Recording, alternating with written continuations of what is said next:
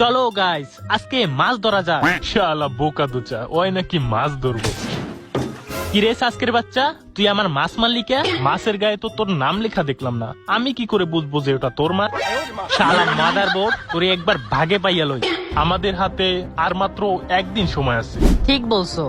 আরে ইয়ার, এই মাছগুলো যে কখন আমার পেটে যাবে, এতক্ষণে আমার পেটে মাছ দৌড়ানোর কথা, কিন্তু এখন ইঁদুর দৌড়াইতেছে।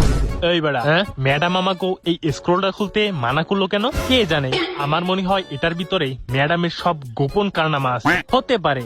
ম্যাডামেরটা এমনিতে অনেক বড়, মানে মন, সে কাউকে ফিরিয়ে দেয় না।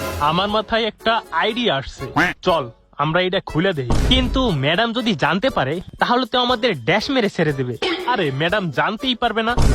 তোরা খা, আমি পানি আনতে গেলাম। হেই সাকুরা, তোর কি মনে হয় এই স্কুলগুলোর ভিতরে কি আছে? যাই থাকুক না কেন, কিন্তু তুই এই স্কুলগুলো খোলার কথা মাথায় আনিস না। শুনিসনি ম্যাডাম কি বলেছিল, যে এই স্কুল খুলবে তার ড্যাশ মারা যাবে? তোর ওইটা নিয়ে কি কোনো চিন্তা নাই নাকি? আরে আমার মনে হয় এটার ভিতরে ম্যাডামের লিংক আছে, তাই আমাদের খুলতে মানা করছে।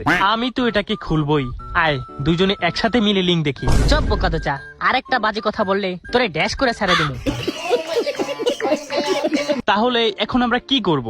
চুলের একটা স্ক্রল দিছে, তাও আবার খুলতে মানা করছে। আর এইটা ছাড়া আমরা জঙ্গল থেকে বাইরে মুবা কেমনে? ঠিক আছে, খোল তাহলে।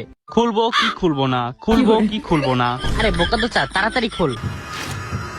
কি আমাকে ছাড়াই তোরা স্ক্রল খুলছো? এখন তাড়াতাড়ি বল, ওইটার ভিতরে কি ছিল? তুই আর ম্যাডাম? ও, তার জন্য তুই আমাদের এটা খুলতে মানা করতি?